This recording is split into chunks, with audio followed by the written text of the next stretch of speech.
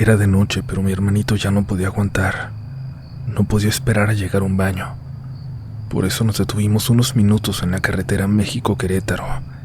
Y eso fue suficiente para no volver a ser los mismos, para cambiar nuestras vidas para siempre.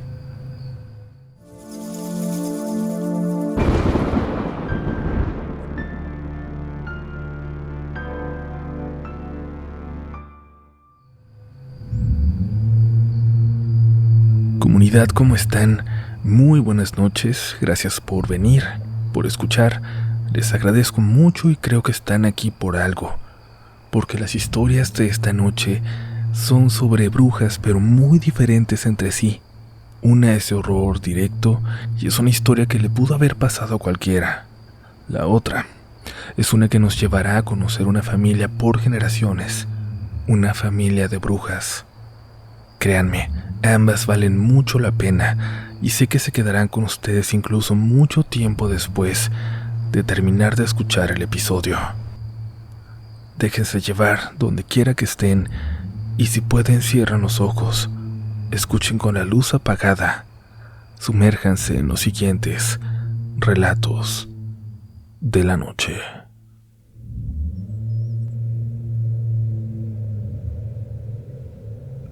No sé mucho de esto que les voy a contar. Estaba en la secundaria, pero me acuerdo muy bien de cada detalle, de cómo me sentí, del frío que hacía, de lo caliente que se sentía el aire acondicionado del carro de mi tía, que pasaba de congelarte a quemarte la cara. Mi papá estaba en Cancún trabajando, así que yo me quedé cuidando a mi hermano en el departamento donde vivimos, en la colonia del Valle de la Ciudad de México. Él es muy tranquilo y estábamos de vacaciones, así que no me preocupé. Podíamos ordenar comida y yo podía preparar el desayuno y la cena. De hecho, disfrutábamos esos días en los que nos dejaba solos porque nos dormíamos tarde viendo videos. Y esa tarde todo se puso feo. Ya habíamos tenido un susto porque sonó la alerta sísmica por la mañana, aunque no se sintió nada. Y apenas caía el sol, una fuga de gas nos hizo dejar el edificio, junto a varias personas mayores que incluso se pusieron mal por la ansiedad. Lo peor fue cuando nos dijeron que no podíamos volver, hasta que no se hiciera una investigación porque la fuga era peligrosa, y entonces alguien le llamó a mi papá. Lo único que pudo hacer fue pedirle un favor a su hermana, a mi tía Lucía, que fuera por nosotros y nos dejara quedarnos con ella hasta que él volviera. No tenemos familia en la ciudad, ni amigos de suficiente confianza como para recibirnos a los dos juntos por una semana sin aviso previo, así de la nada. Por eso esa fue la única opción, pero mi tía Lucía vive en Querétaro. A la pobre le tocó salir de su casa en ese momento para poder llegar por nosotros a las 10 de la noche, comprarnos algo de cenar al tomar carretera y manejar en la noche sin parar para llegar cuanto antes a casa. Y sí, todo empezó conforme a lo planeado. Nos paramos en una gasolinera a cargar gasolina y luego buscar algo que pudiéramos ir comiendo en su tienda.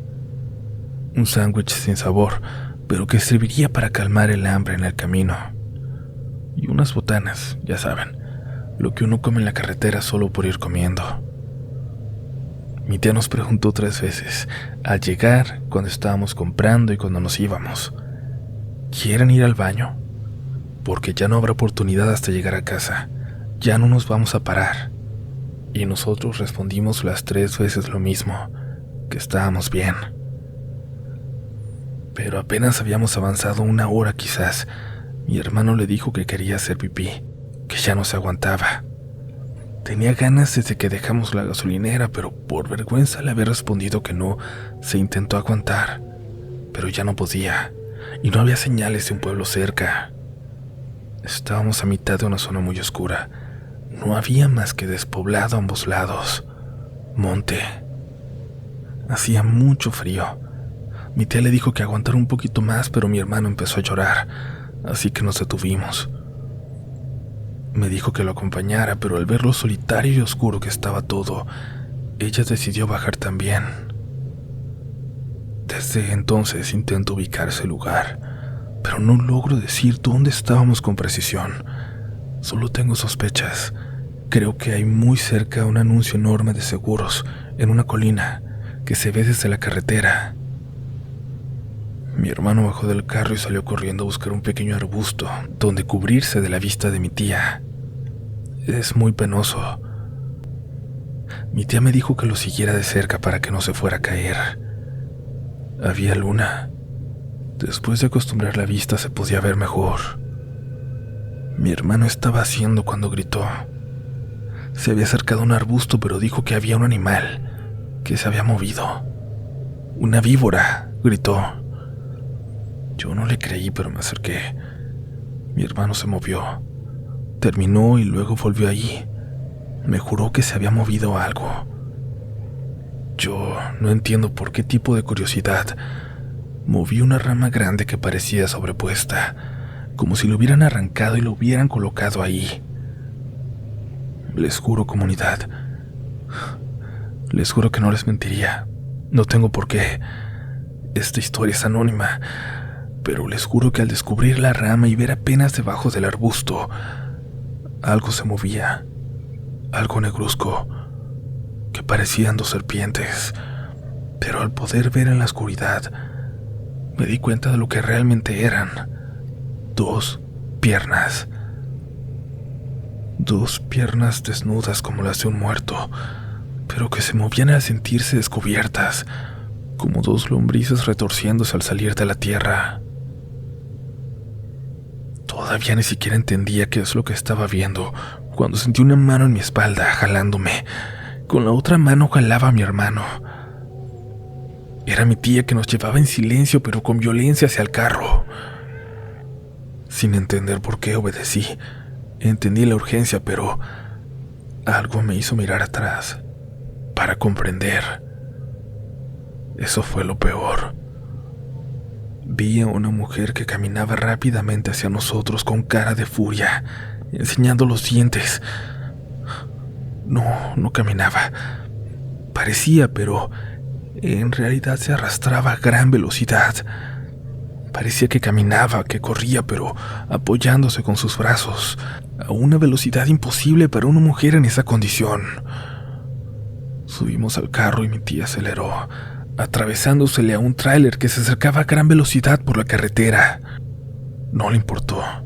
Aceleró su carrito a lo poco que daba el motor. La vi pálida, la vi llorar. Le pregunté qué era eso y dijo que nada. Insistí, pero su respuesta fue que no había visto nada. Pregunté por qué nos había jalado así y se quedó callada, y no quiso decir nada más. Mi hermano tampoco hablaba, solo miraba por la ventana, como si no estuviera ahí. Le dije a mi tía lo que había visto en los arbustos, lo que vi al voltear cuando ella nos jaló, y me pidió que me callara. Me gritó que me callara. Hubo silencio hasta llegar a su casa. No hubo un comentario más, tampoco mi papá. Mi hermano no mencionó nada raro de lo que vio entre los arbustos. Dijo que era una serpiente. Eso fue lo que le contó a mi papá. Tuvo la suerte de no mirar atrás, de no ver lo que yo vi. Yo en ese momento les prometo que no conocía, no veía, no escuchaba nada de terror mexicano.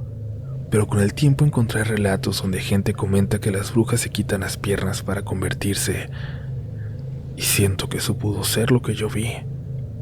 A una bruja volviendo por ellas, al lado de la carretera, donde nadie pensaría en buscarlas.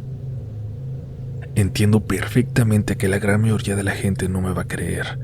Lo sé. Tendré que cargar con eso toda mi vida.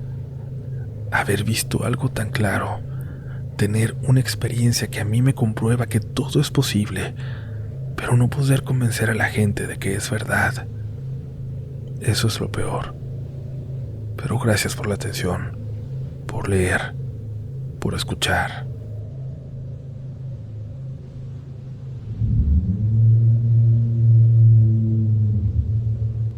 La siguiente historia, comunidad, creo que va a ser una de esas que la gente nunca olvida. Antes de pasar a ella, les recuerdo que se suscriban, por favor, que nos dejen un comentario porque es muy importante saber sus opiniones, sus teorías, y claro, si se encuentran el libro, cómprenlo, ya no está en todas partes. Les dejo toda la información que necesitan en la descripción y pasamos a conocer una familia de brujas.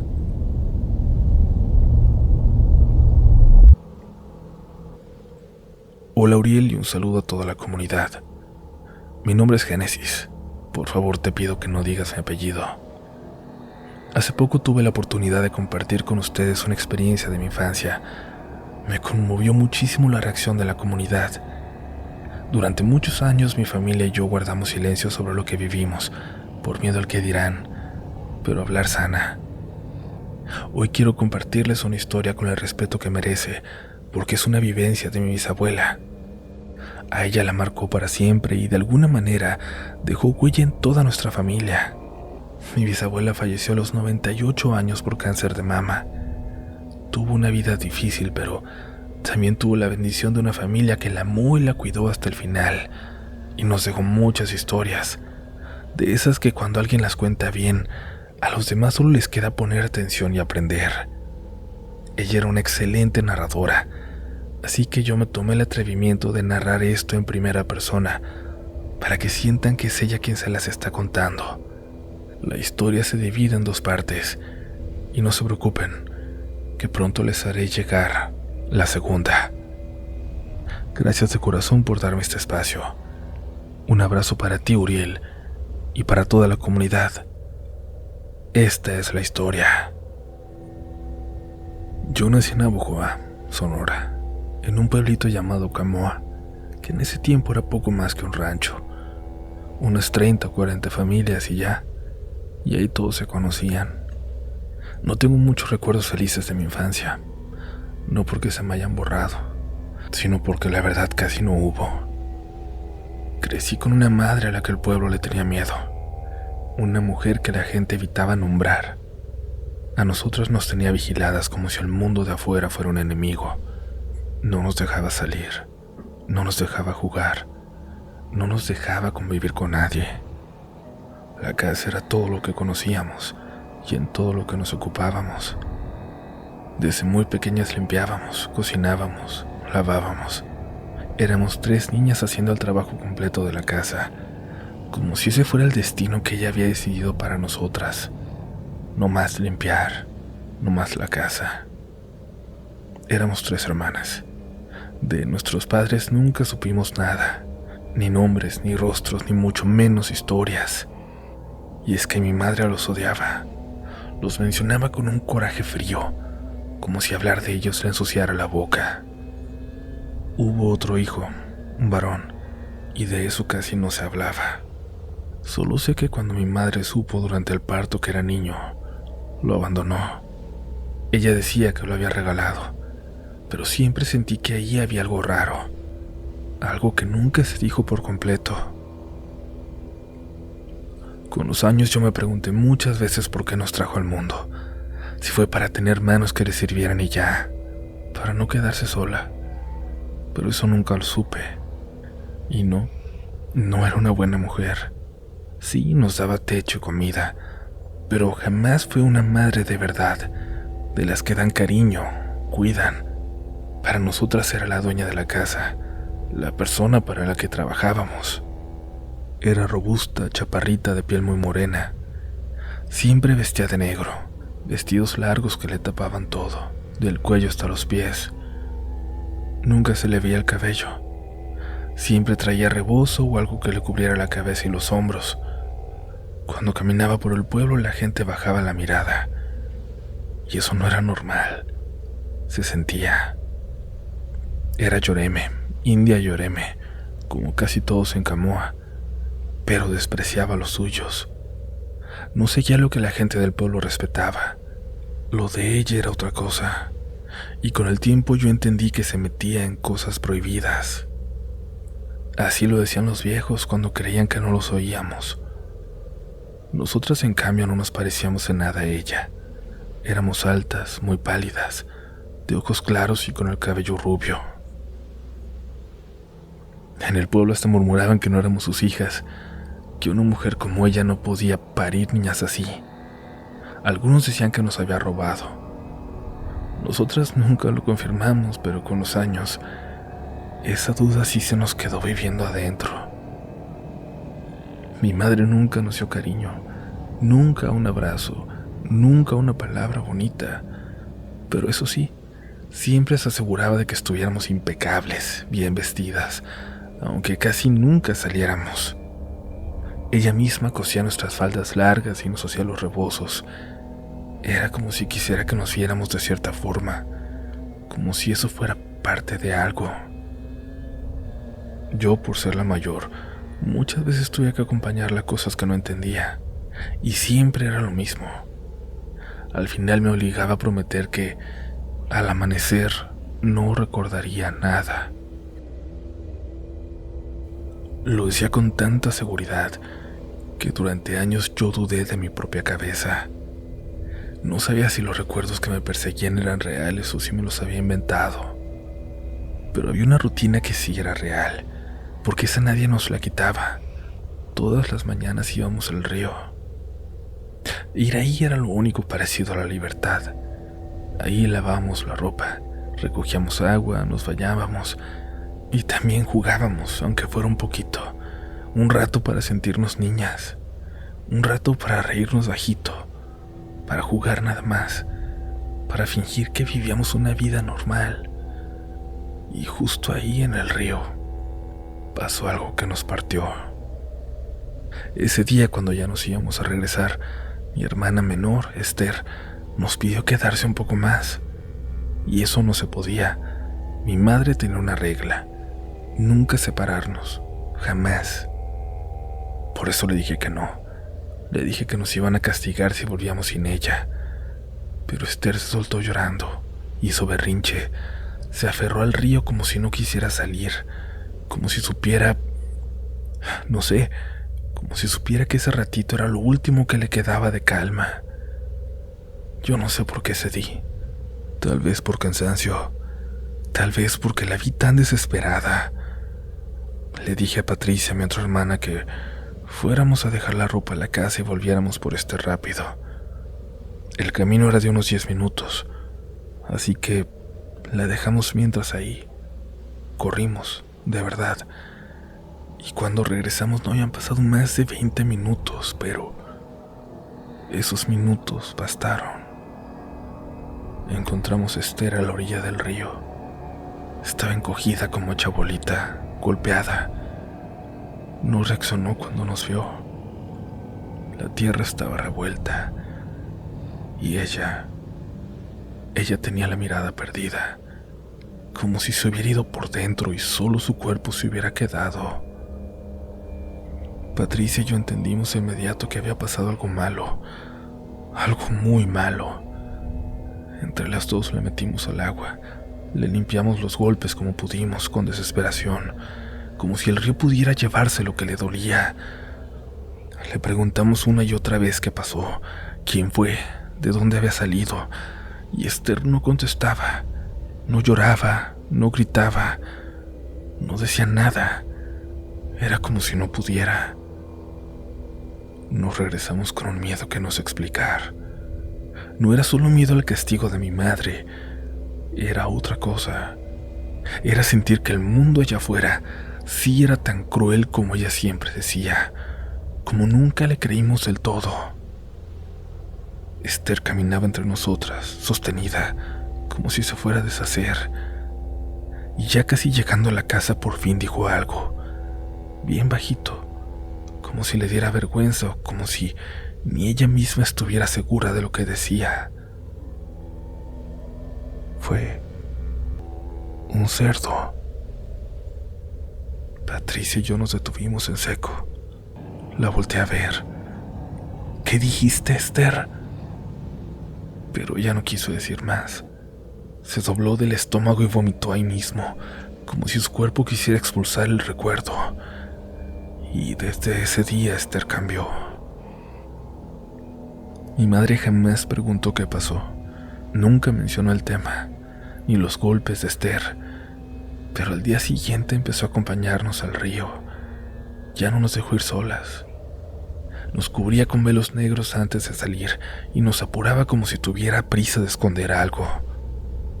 Y a mí, desde entonces, El sueño se me hizo difícil. Hay cosas que uno intenta olvidar, pero se quedan en la memoria como grabadas en piedra. Y lo peor no fue solo lo que le pasó a Esther. Lo peor fue escuchar esa frase. Fue un cerdo. Y sentir que de alguna forma en esa casa nada era normal. Que tal vez el peligro no venía solo de afuera. Después de lo que pasó con Esther, nada volvió a sentirse igual en la casa. Ella seguía caminando, comiendo, obedeciendo, pero ya no estaba ahí. Era como si algo se le hubiera quedado en el río. A veces se quedaba mirando un punto fijo durante horas. Otras veces despertaba gritando en la madrugada, pero cuando corríamos a verla no recordaba nada. Mi madre nunca habló del tema, nunca preguntó, nunca preguntaba nada, pero desde entonces comenzó a vigilarnos más de cerca, como si temiera que algo se le fuera de las manos. Y fue poco después cuando empezó a fijarse en mí de otra forma. Yo tenía 11 años cuando mi madre dijo que había algo raro en mí. No lo dijo con preocupación, sino como si hubiera encontrado una herramienta útil. «Tú tienes algo», me dijo una noche, «y hay que aprender a usarlo». Yo no entendía a qué se refería, hasta que me obligó a ponerle las manos encima a una mujer del pueblo. Era una señora que se quejaba de un dolor fuerte en el brazo. Mi madre me dijo que no pensara, que solo tocara, y cuando lo hice sentí algo. Mi cuerpo se calentó de golpe, pero no como fiebre, era un calor distinto, profundo, como si viniera desde adentro. Me empezó una vibración en los brazos que bajó hasta las manos. La mujer dejó de quejarse casi de inmediato. Dijo que el dolor se le estaba yendo. Yo me asusté, quise soltarla, pero mi mamá me sostuvo las muñecas con fuerza. «No», me dijo, «concéntrate». Cuando la mujer se fue agradecida y confundida, yo me sentí agotada, como si me hubieran quitado algo, o peor, como si algo se hubiera quedado conmigo. Con el tiempo pasó más veces, y mi mamá empezó a traer gente a la casa, personas con dolores, con enfermedades, con cosas que los doctores no podían explicar.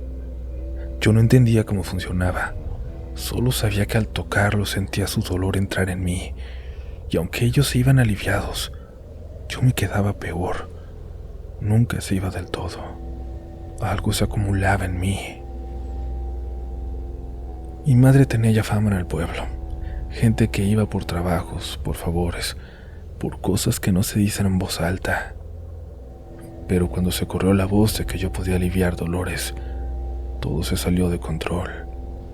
Empezaron a llegar personas de otros lugares, incluso vecinos que antes nos evitaban, ahora tocaban la puerta.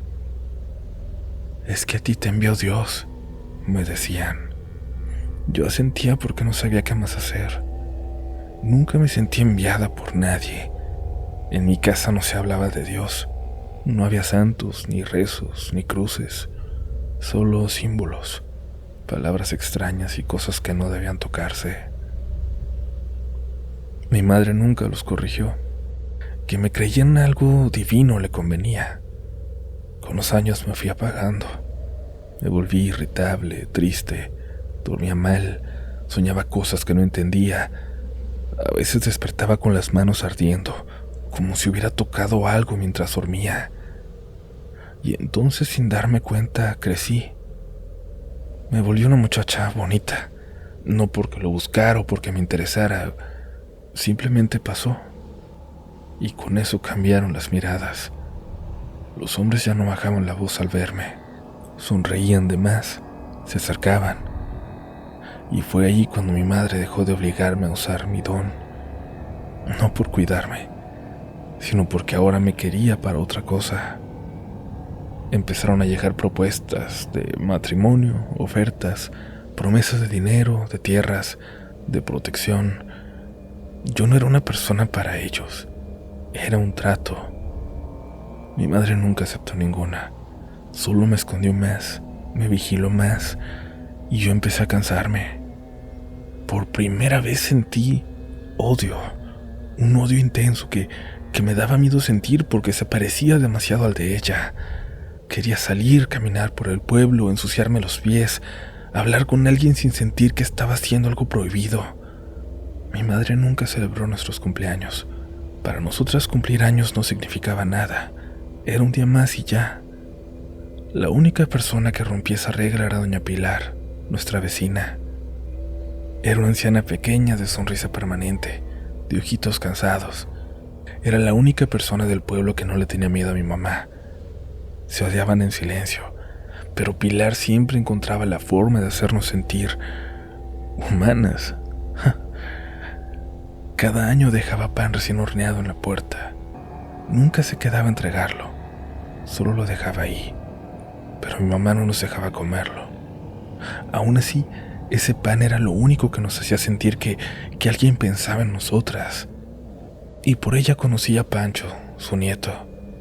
Yo lo veía desde la ventana. Siempre llegaba a caballo. No era del pueblo. Traía cosas para su abuela. Cuando la salud de Pilar empezó a empeorar, Pancho comenzó a visitarla más seguido. Un día los vi sentados en el patio tomando café. Pilar se reía. Pancho la escuchaba con atención. La escena era tan tranquila que parecía imposible en nuestro mundo. Ese mismo día, cuando regresábamos del río, Pancho se acercó para ayudarnos con los baldes. No alcanzó a tocar nada. La voz de mi madre lo detuvo en seco. Un no, corto, duro. Y Pancho se quedó congelado, y Pilar le llamó de inmediato. Antes de entrar a la casa miré a Pilar. Me sonrió, una sonrisa que se sintió como una despedida. Al día siguiente cumplí 15 años, y como siempre nadie dijo nada, pero al salir al patio vi la canasta de siempre, pan recién hecho, caliente. El olor me golpeó la cara. Sabía que si mi mamá lo veía lo iba a tirar. Pancho estaba apoyado en la cerca, sonreía. Pilar me saludó desde su puerta. Y algo en mí en ese momento se rompió. Entré a mi casa con la canasta, llamé a mis hermanas, les di el pan y les dije que lo comieran. No se los pedí, se los ordené. Mi madre salió de su cuarto, nos miró, yo la miré de vuelta y mordí el pan. El silencio fue horrible. El pan sabía algo que nunca había probado, como si me devolviera algo perdido. Mi madre me sostuvo la mirada y por primera vez vi miedo en sus ojos. Esa noche no dormí. La casa crujía, el viento hacía ruidos raros y en la madrugada la escuché cantar. Venía del patio. Me acerqué a la ventana. Había una fogata y el fuego se movía extraño. Mi mamá estaba de espaldas. Su postura no era normal. Bajé la mirada y vi sus piernas. No eran pies. No voy a explicar más. Solo diré que entendí por fin que mi madre no solo hacía cosas oscuras. Mi madre no era del todo humana. Y supe con una certeza que me heló la sangre que lo que le pasó a Esther nunca fue un accidente. Después de esa noche supe que ya no podía quedarme. No fue una decisión valiente, fue una necesidad, como cuando el cuerpo reacciona antes de que la cabeza entienda. Cada rincón de la casa empezó a sentirse ajeno, como si ya no me reconociera, como si algo me estuviera expulsando o reclamando. A la mañana siguiente, Pancho llegó golpeando la puerta con urgencia. No tocó como visita, tocó como quien venía a salvar algo. «Tu mamá se fue al cerro», me dijo en voz baja. «La vi salir hace rato». Pero eso no me tranquilizó, al contrario. Pancho me dijo que doña Pilar estaba muy mal, que ya no podía quedarse sola, que se iban, que esa misma mañana se irían a Nayarit. «Vente con nosotros», me dijo. «No hay tiempo para pensarlo. Vente». Mis hermanas estaban detrás de mí, calladas, temblando. Las miré esperando que dijeran algo, cualquier cosa, pero no lo hicieron. Madre, vas a verlo, dijo Esther, con la mirada clavada en el piso. Aquí estamos seguras, dijo Patricia, aunque su voz sonó vacía. Siempre hemos estado aquí, es lo único que conocemos. Entendí entonces que el miedo ya vivía dentro de ellas, que no era algo que yo pudiera arrancarles. Y entonces Patricia dijo: vete tú, a ti te mira diferente. Yo sentí que algo se me rompía por dentro. Las abracé, les prometí que volvería por ellas. No sabía cómo ni cuándo, pero lo prometí igual, porque era lo único que podía darles. Una promesa. Salí sin mirar atrás. Corrí siguiendo el camino de Pancho. Cada paso lejos de la casa dolía, como si dejara pedazos de mí tirados en el suelo.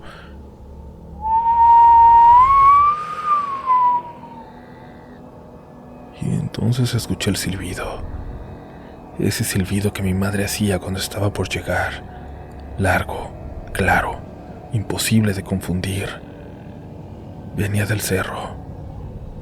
El viento cambió de dirección y por un instante sentí que me llamaba por mi nombre, no con la voz, sino desde dentro de mi cabeza. Cuando llegamos a la casa de doña Pilar, Pancho se detuvo en seco. Sus ojos se abrieron más de la cuenta y me dijo: «No voltees». Pero volteé. Mi madre estaba ahí, en medio del camino, donde segundos antes no había nadie. Su vestido negro se movía con el viento. El velo cubría su rostro, pero algo debajo se movía de una forma que no correspondía a una cara humana.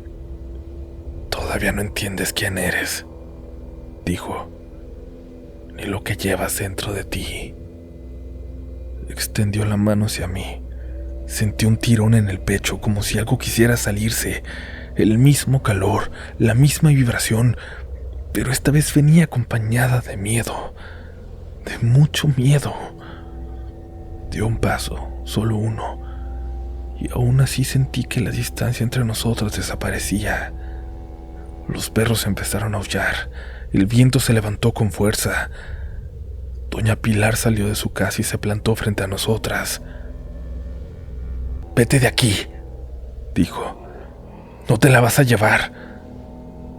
Mi mamá se detuvo. Doña Pilar le dijo que no le pertenecía, no del todo, no aún.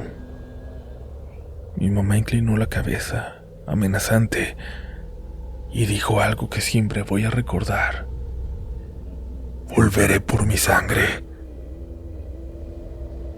Y el camino quedó vacío, como si nunca hubiera estado ahí. Doña Pilar puso su mano en mi pecho. Donde antes ardía el fuego, ahora solo quedaba un latido tembloroso. «Te vas a ir lejos», me dijo, «pero estás marcada». No le pregunté nada. No había fuerzas para preguntar. Me fui con Pancho ese mismo día. Dormí durante el camino. Un sueño profundo, sin sueños, como si mi mente hubiera apagado algo por fin. Nunca volví a ver a mis hermanas. Nunca volví a Camoa.